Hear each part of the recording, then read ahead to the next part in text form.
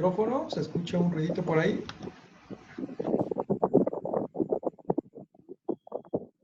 Entonces estábamos en, hermanos, todo lo que Jehová había dicho haremos, dice el pueblo, ¿sí? ¿Qué hubo de malo en la respuesta de Israel a Dios? ¿Podrían cumplir con lo que decían? ¿Podemos nosotros cumplir semejante compromiso? ¿Qué debieron haber contestado en ese momento? Bueno, sabemos la historia y sabemos que el pueblo siguió quejándose. Simplemente ellos estaban, yo creo, emocionados. O lo llamaría emocionalismo. Y esto hizo que muchas veces ellos tropezaran, cayeran, ¿sí? Cuando deberían haber dicho, con la ayuda de Dios, con la gracia de Dios, voy a hacer, vamos a cumplir la ley de Dios, todo lo que Él ha dicho. Porque seamos honestos, no somos perfectos, necesitamos la gracia de Dios para poder hacer su voluntad. Todos nosotros lo necesitamos. Necesitamos la gracia de Dios en todo tiempo, en todo momento, hermanos. Sí. Número 2, señalar que dio Dios a su pueblo en Sinaí, en el ítem 34, 5 y 6. En Sinaí Dios dio a su pueblo pues la ley. Sabemos eso, ¿verdad? El tipo de ley que se encuentra en los 10 mandamientos que prohíbe o requiere ciertos tipos de conducta es llamado ley apodíctica. Tomen nota de eso, hermanos, porque hoy en día ustedes saben que hay los problemas de ideología de género y hay una reinterpretación de las escrituras en los pasajes que habla claramente acerca del homosexualismo. Y ellos están tratando de volver a reinterpretar la escritura. Y unas cosas que le puedo ayudar solo como dato, no, esto no es mi tema, ¿verdad? Por el momento. Es diferenciar entre una ley apodíctica y una ley causística. Esto es importante, ¿verdad? Bueno, los que son abogados entienden de eso, pero esto nos sirve cuando hablamos acerca de la escritura, la ley. En este caso de los 10 mandamientos se lo conoce como una ley apodíctica y se encuentra raramente en las colecciones legales del antiguo cercano oriente. O sea, es precisamente Dios le dio esto a Israel para convertirse en una nación formal, organizada, ¿sí? Con sus leyes. La ley apodíctica es una clase de declaración legal en la forma de un mandato, sin explicación, ¿sí? Honra a tu padre y a tu madre, ¿no? Amarás a Dios con todo tu corazón, ¿no? La ley casuística, una forma de declaración legal basada en la estructura. Sí, entonces. Por ejemplo, si una ley que dice, si ves el buey de tu prójimo, devuélveselo, ¿no? Esa es una ley causística. Porque alguien puede decir, bueno, ¿y si no es un buey, es una gallina? ¿O si es una herramienta? Eso implica, esa es una ley casuística, perdón. Sí, entonces, ¿sí? Con relación a esto. Y es importante diferenciar, y ustedes pueden investigar un poquito más al respecto, porque eso lo van a ver cuando tocan acerca de en Levítico con relación al homosexualismo. Por eso hago referencia de eso. Puede ayudar más adelante para un buen argumento al respecto. Implicaciones de la ley de Moisés. Hay unas implicaciones ahí que es bueno que nosotros los digamos, hermano. Hermanos, voy a bajar esto. Ok. La ley nos salva. Israel ya era un pueblo redimido por sangre cuando Dios le dio la ley. Entonces, la ley nos salva.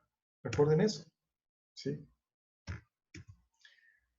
Número 2, la ley no anula ni modifica el pacto abrámico. El pacto que Dios le dio a Abraham. ¿Sí? No lo anula. ¿Sí? La ley provee normas de conducta mediante las cuales el pueblo de Dios puede vivir una vida santa. O sea, creemos que la ley moral sigue vigente, hermanos. Obviamente, Juan Calvino dividía la ley en leyes moral, civil y ceremonial. Lo civil y ceremonial le corresponde exclusivamente a Israel. Pero la ley moral sigue vigente, hermanos. Bajo el Nuevo Testamento esto sigue vigente y es correcto cumplir la ley moral. Porque lo contrario, si uno dijera, no, es que la ley, eso fue para el antiguo pacto, no tiene nada que ver conmigo como cristiano. Eso sería un antinomianismo, ¿sí? Estás en contra de la ley y eso no es correcto. La ley revela la santidad de Dios y hay un pasaje ahí que pueden buscar. Por cuestión de tiempo no lo voy a hacer. La ley revela el pecado del hombre, ¿sí? Revela la condición del hombre. Habíamos visto en la escuela dominical acerca de esto, que el hombre es putrefacto. Antes de venir a Cristo, esa es la condición del hombre, hermanos. La radiografía de Dios para el hombre es que está muerto en sus delitos y pecados, está depravado. La ley revela el pecado del hombre. ¿Sí? La ley sirve como guía para el que aún no ha llegado a la madurez espiritual. Nos dice lo que tenemos que hacer. ¿Sí? Y no dudo que seguimos aprendiendo de estos mandamientos. Por lo menos los 10 mandamientos. Hay mucho que seguir aprendiendo y obedeciendo, ¿verdad? La ley sirve como base para mantener la comunión con Dios. 8. La ley separa al pueblo de Dios del estilo de vida de las naciones paganas. Número 9. La ley le enseña a Israel cómo adorar a Dios correctamente. Esas son implicaciones de la ley de Moisés y que hay cosas que podemos hasta cierto punto nosotros hacer, ¿verdad? Esas son entonces las implicaciones de la ley de Moisés. Número 13 en nuestro objetivo, señalar cuánto tiempo estaban acampados delante del monte Sinaí. Esto tal vez puede ser novedoso para ustedes. En el ítem 34, 5 y 7 tenemos la respuesta. En números 1:1, creo que esto voy a dar lectura porque es interesante. La respuesta que nos da la escritura, el tiempo. Números 1:1, y les puede ayudar esto, ¿eh? ¿Cuánto tiempo estuvieron? Recuerden que desde la salida del Mar Rojo hasta Mara, ya llevaban aproximadamente como 3 meses, ¿no? Pero ¿cuánto tiempo estuvieron en Sinaí? Números 1:1 dice, y habló Jehová a Moisés en el desierto de Sinaí, en el tabernáculo de reunión, en el día primero del mes segundo, en el segundo año de su salida de la tierra de Egipto, diciendo. Luego nos vamos al 10:11 y dice, en el año segundo, en el mes segundo, a los 20 días del mes, la nube se alzó del tabernáculo del testimonio. Verso 12, y partieron los hijos de Israel del desierto de Sinaí, según el orden de marcha, y se detuvo la nube en el desierto de Parán. Y eso si lo comparamos con Éxodo 12:6, podemos tener la respuesta. Yo sé que ustedes ya lo saben porque pues han hecho su lección, ¿verdad? 12:6 dice, y lo guardaréis hasta el día 14 de este mes, y lo inmolará toda la congregación del pueblo de Israel entre las 2 tardes. Fue el día que salió. El mes de Abit, que es el mes de abril, pero también se le conoce como Abit, también se le conoce como Nisan, es el mes que salió el pueblo de Israel de Egipto, ¿sí? En el día 14. Y en el 19:1, Éxodo 19:1, dice, en el mes tercero de la salida de los hijos de Israel de la tierra de Egipto, en el mismo día, llegaron al desierto de Sinaí. Entonces, señalar cuánto tiempo estaban acampados delante del monte de Sinaí. Por casi un año, o un año, hermanos. Fue en el segundo año, dice Números 1:1, cuando ellos se levantaron del monte Sinaí. Un año. Ahora, ¿por qué un año? Bueno, vamos a ver esas lecciones más adelante, pero ya estamos viendo ahorita y lo vamos a complementar en la siguiente. 1, se les dio la ley. Número 2, se le dio todas las instrucciones con relación al tabernáculo, que es una lección muy importante y muy interesante igual, que vamos a estar viendo, ¿no? Y es por esa razón que ellos tardaron casi un año en ese lugar. Número 3, completar 3 propósitos divinos por los cuales Dios dio su ley a los israelitas, en el ítem 34:12. en Éxodo 21 al 17 tenemos la ley. Uno, para gobernar la nación de Israel. En otras palabras, la nación de Israel tenía que ser un gobierno teocrático, Dios, un gobierno de Dios, ¿verdad? Para revelar la justicia de Dios, ¿sí? La justicia es un Dios justo, un Dios santo. 1 Pedro 1:16, Isaías 6:3. Y para revelar cuán pecaminoso es el hombre, su depravación del hombre. La imagen de Dios en el hombre fue dañada, fue distorsionada. ¿Sí? Su pecaminosidad. La ley. En resumen, de la ley deben amarle de todo corazón sobre cualquier otro ser o cosa. Según Deuteronomio 6:5, recordando Mateo 22:35 al 40. Además, definen su relación con sus semejantes. Deben amar a su prójimo como a sí mismo. Y eso, analizando así la ley, hermanos, se puede dividir en dos partes. Uno es vertical hacia Dios y otra es horizontal hacia nuestro prójimo. En eso se resumen. Y Mateo 22:35 al 40 Jesús dijo eso, ¿verdad?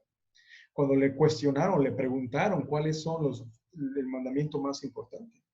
Amarás al Señor con todo tu corazón, con toda tu mente y con todas tus fuerzas. El segundo es semejante, amarás a tu prójimo como a ti mismo. Yo creo que en eso se resume toda la ley. Pensemos. Revise la lista de los 10 mandamientos. Téngalo en su mente, lo sabemos, ¿verdad? Los 10 mandamientos. De Éxodo 20, del 1 al 17. Con los dos puntos principales de amar a Dios y al prójimo en mente, consideren su propia vida. ¿Glorifica a Dios su manera de vivir?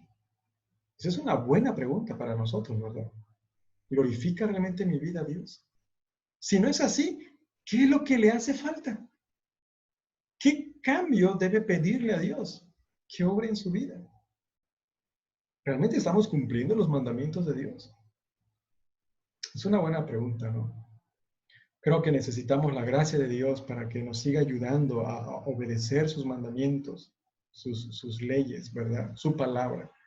Sí, la ley moral sigue vigente y no podemos pasarlo por alto. Hemos concluido, hermano, nuestra lección. Tenemos un tiempo todavía de preguntas y respuestas. Si gustan hacerlo, por favor, con confianza. ¿Sí? ¿Están ahí o no están? ¿Están? Son 9. Bueno, Presente. Ok. O está como ese meme que subí, ¿no? De que algo que quieran añadir a la clase, todos tienen tapado su micrófono. Fue un presagio, hermano. bueno, nada más ahí algunas precisiones. ¿Sí, hermano? Ahorita se ha usado la ley, el término ley de referencia a 10 mandamientos. ¿Verdad? En el texto del Nuevo Testamento y en la enseñanza de Jesús, la ley no se limita a los 10 mandamientos. Cuando el Nuevo Testamento habla acerca de la ley, Jesucristo y de las acepciones neotestamentarias, se refiere a los libros del Pentateuco, solamente para especificar. Se escucha mucho ruido, hermano. ¿Alguien que tape su micrófono, por favor? Ok, ahora sí, hermano Ezequiel, siga, por favor. Sí, comentaba que nada más ahorita se hizo referencia a que el término ley se refiere a los 10 mandamientos. En el Nuevo Testamento, el término ley no se limita a los 10 mandamientos. Se aplica en el término genérico general a los libros de Moisés, al Pentateuco. Y esa sería una de las observaciones. No sé si quieren comentar algo de los hermanos o usted. Sí, ojo, cuando estamos hablando, por eso estamos siendo específico, estamos diciendo Éxodo capítulo 20, del 1 al 17. De ahí nos estamos enfocando con relación a la ley, de esa porción, de ese pasaje. Porque inclusive, hermanos, si se investiga en un diccionario, la ley, es verdad, se refiere al Pentateuco, tiene un significado esto, La ley también puede entenderse como a toda la escritura, especialmente el Antiguo Testamento, también puede entenderse de esa manera, por supuesto.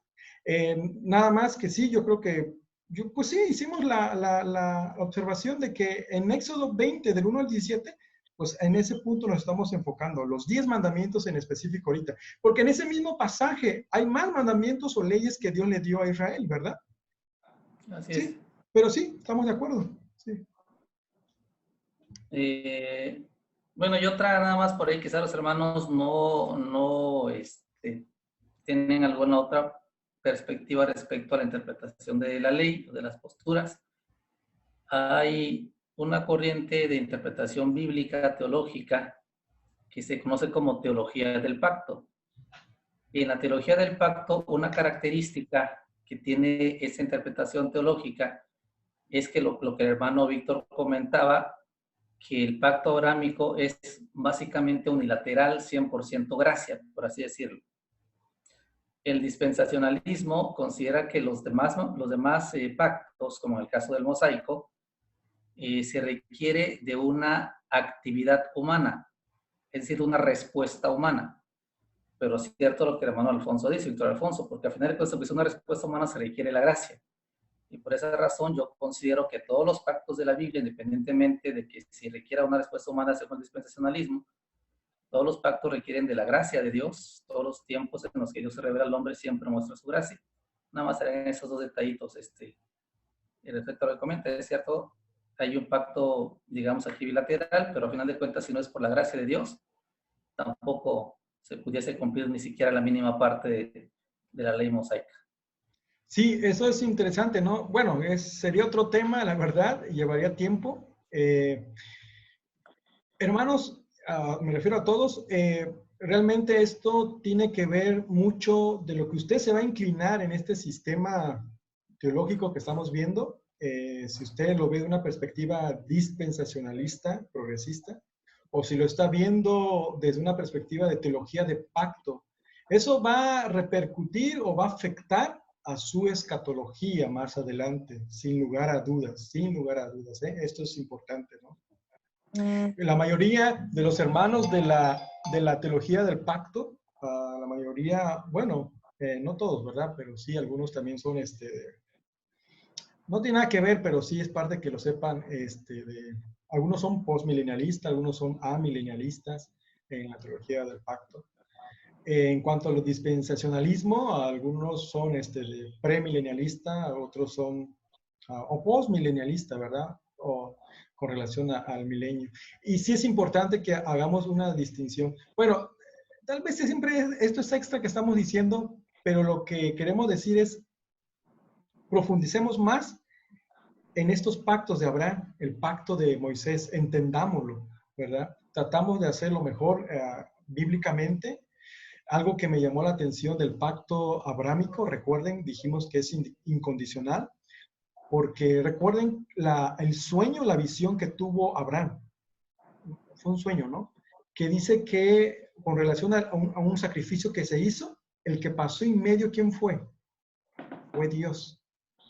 Eso indicaba un fuego pasó en medio de este sacrificio. Eso es en Génesis.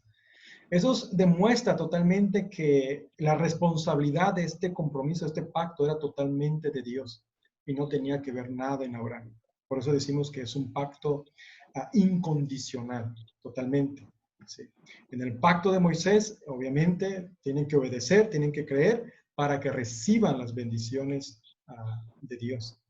Quise tomar un ejemplo de eso con la vida cristiana en la actualidad. Nosotros creemos que la salvación es por gracia, totalmente, por la fe en Cristo, no se pierde.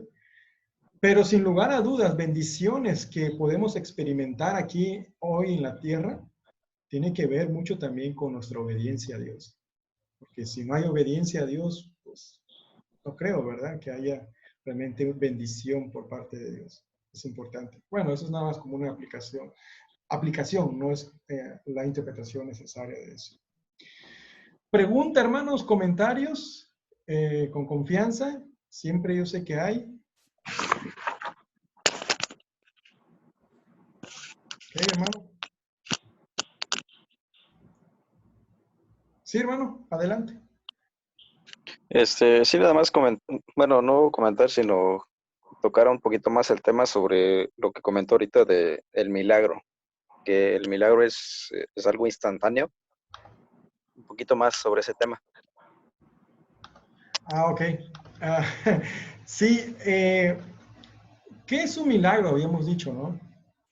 Es una intervención sobrenatural de Dios, sin lugar a dudas.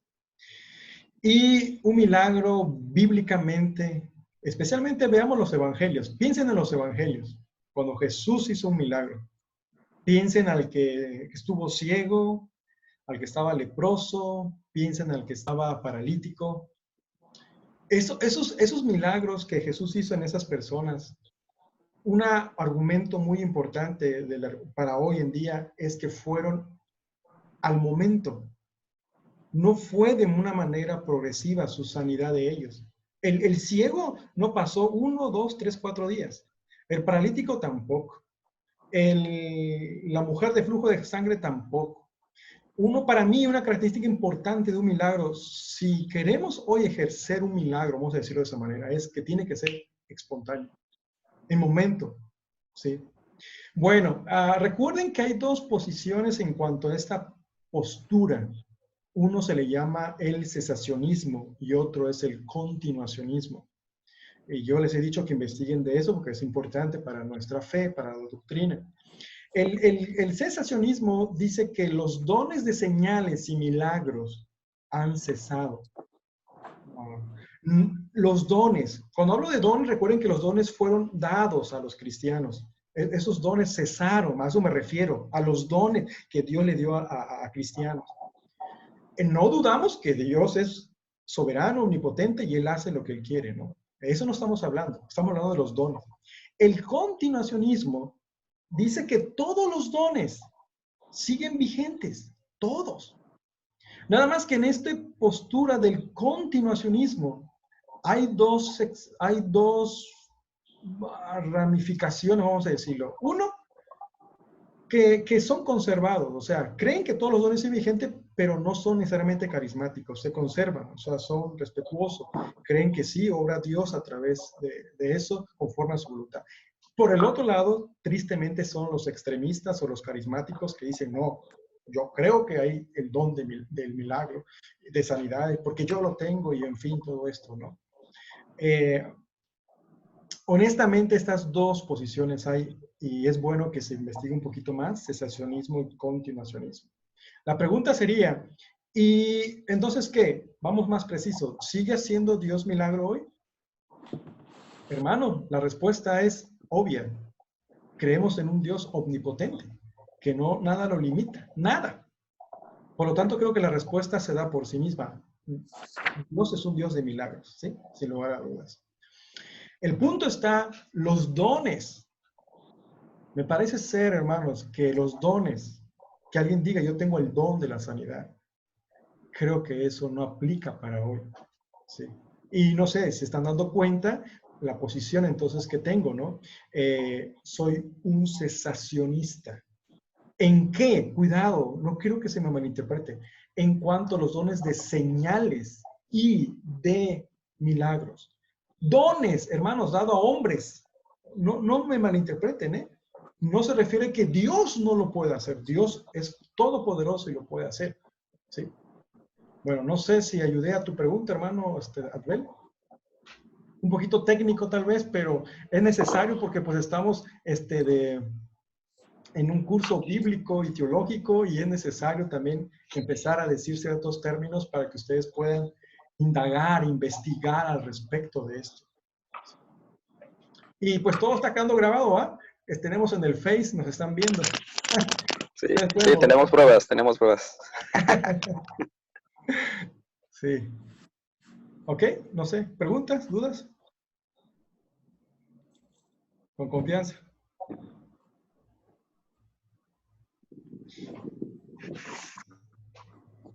¿Otra pregunta, hermanos, por ahí?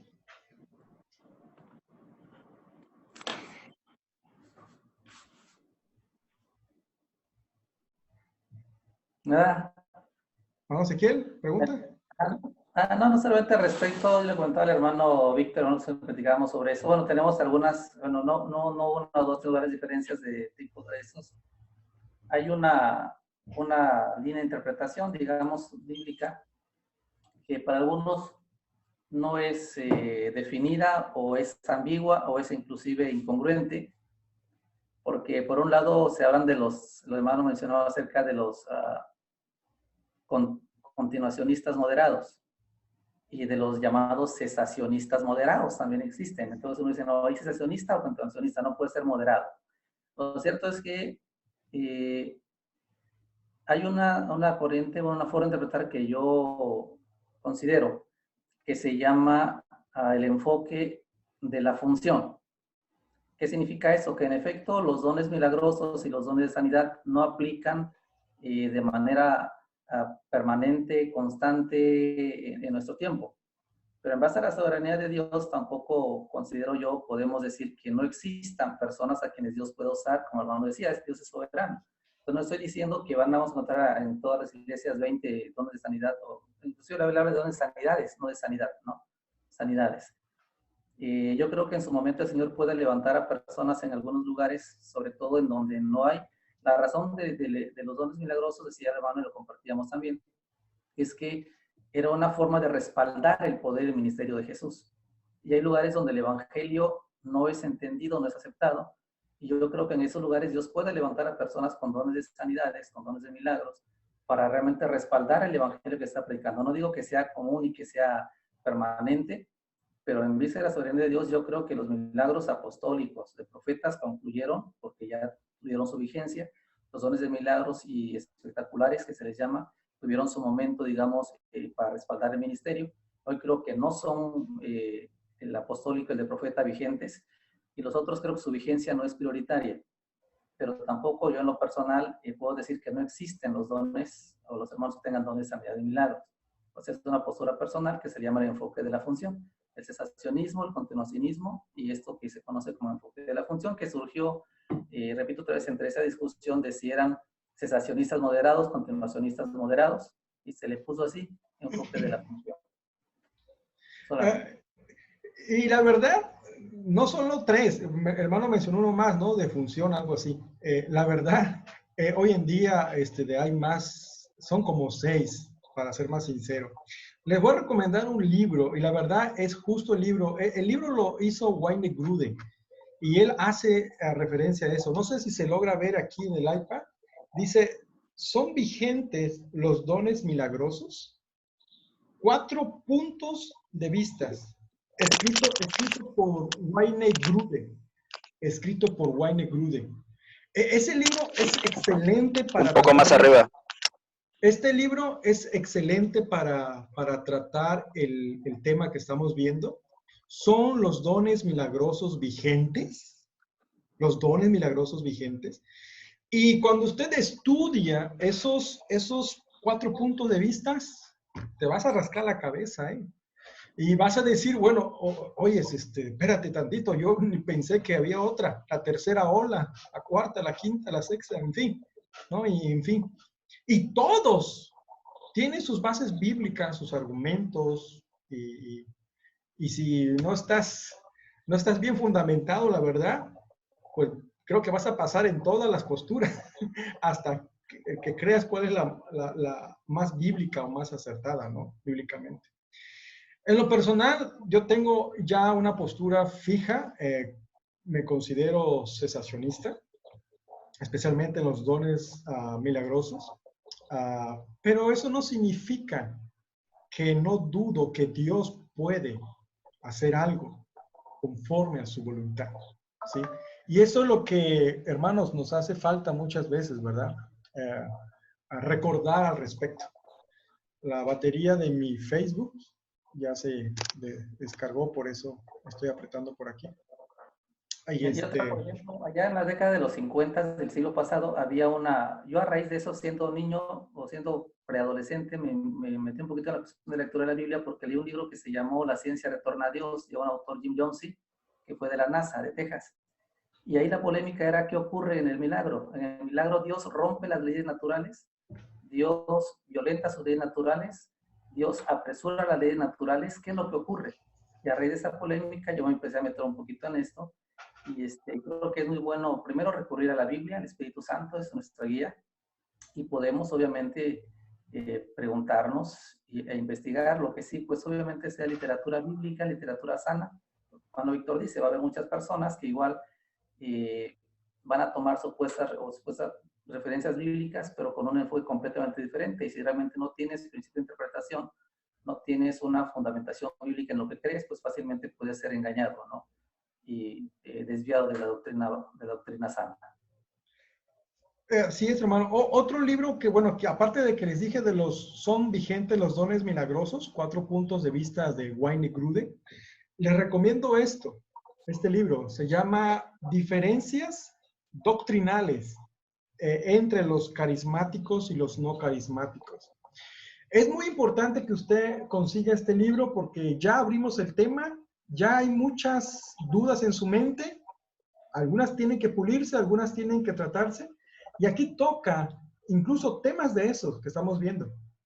También les recomiendo el libro, eso lo tengo en Kindle, el de Fuego Extraño, igual escrito por John MacArthur.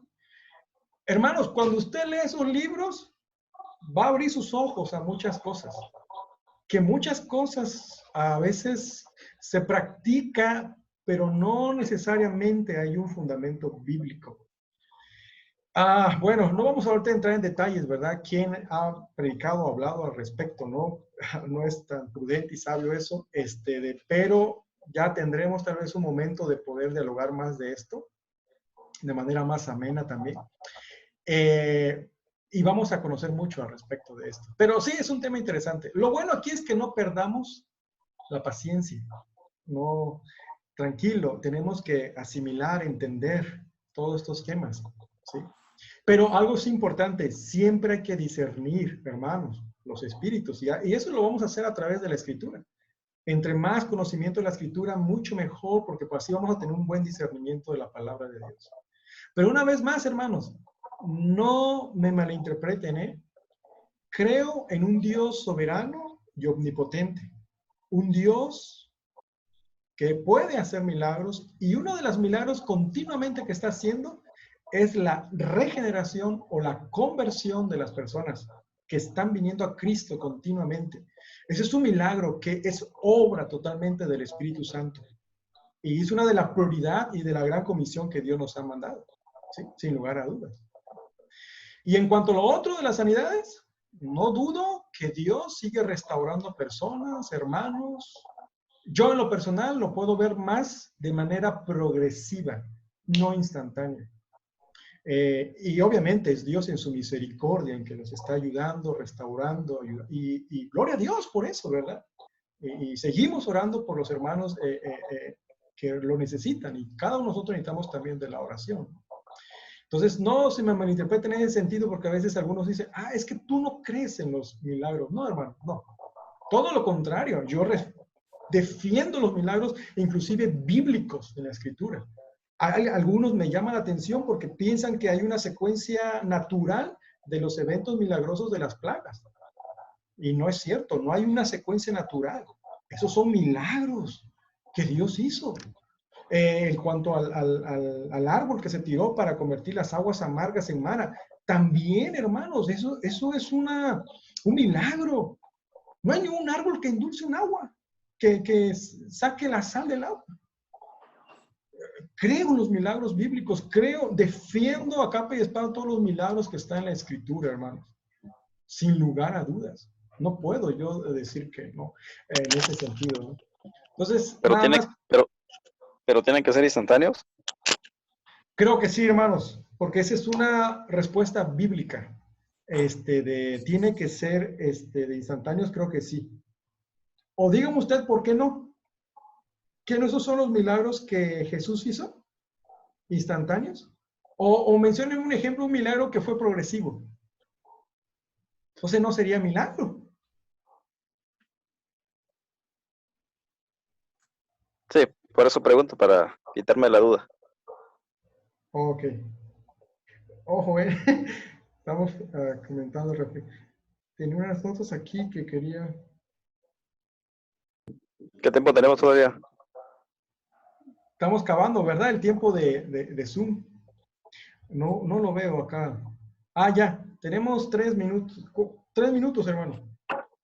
¿Alguien quiere hacer un comentario, un aporte?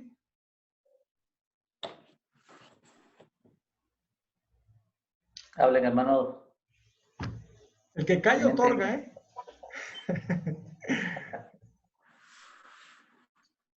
No se preocupen, bienvenido al club, donde tenemos que aprender y despejar muchas dudas al respecto de lo que estamos aprendiendo.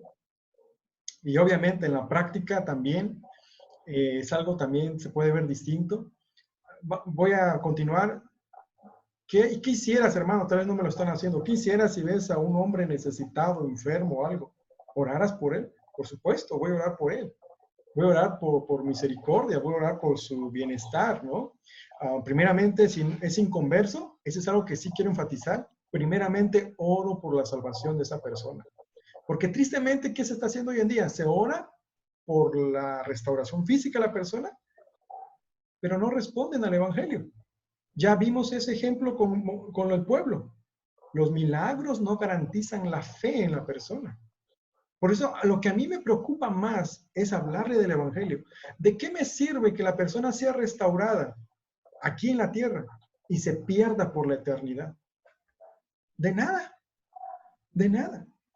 Necesita que la persona conozca de Jesucristo, del evangelio. Y obviamente, y si Dios lo restaura, pues gloria a Dios, ¿verdad? ¿Y qué? Si un hermano está delicado, pues oramos por ellos. Pedimos misericordia a Dios, muestre su gracia, sea a favor hacia esa persona, ¿verdad? Pero ojo, porque a veces hay una línea delgadita aquí. Yo no decreto nada. Señor, hazlo porque tú lo has prometido, como aquel que dice, rechazamos al coronavirus, no va a entrar. Espérate tantito, espérate, no es así, no es así. O como el meme que está saliendo, ¿no? ¿Dónde están todos esos que hablan de esto y en esta situación, verdad? Bueno, ese es un meme, ¿no? Nada más empalabreado al respecto, ¿no? Pero bueno, es interesante el tema, hermano. Espero que el propósito indaguemos más, investiguemos y sigamos creciendo en la gracia y en el conocimiento de nuestro Señor Jesucristo. No se olviden, somos cristianos y queremos conocer más de la palabra de Dios. No queremos tampoco ofendernos, sino al contrario, ser sólidos en la doctrina, presentar defensa con mansedumbre a todo aquel que os demanda razón de la esperanza que hay en vosotros. Vamos a orar porque ya estamos terminando un minuto y se va a cerrar. Oremos, hermano. Señor, te damos gracias por este tiempo que nos has permitido poder dialogar, interactuar con mis hermanos, aprendiendo de tu palabra. Permite, Señor, que sigamos conociendo y aprendiendo más de la Escritura. Gracias, Señor, porque sabemos que somos tus hijos, no solo de pan vive el hombre, sino de toda palabra que sale de la boca de Dios. Te agradezco, Señor, por este tiempo, te agradezco por tus ricas bendiciones de esta noche, de meditar y reflexionar en las Escrituras. A ti sea la gloria y la honra, en el nombre de Cristo Jesús. Amén. Muy bien, hermanos, pues no se olviden, 2 lecciones más tenemos de tareas, 35 y 36, si no mal recuerdo. Ánimo, échenle ganas y no bajen la guardia. Sigamos estudiando la palabra de Dios porque siempre hay cosas que aprender. ¿Sí? Bueno, Dios les bendiga y buenas noches, ¿eh?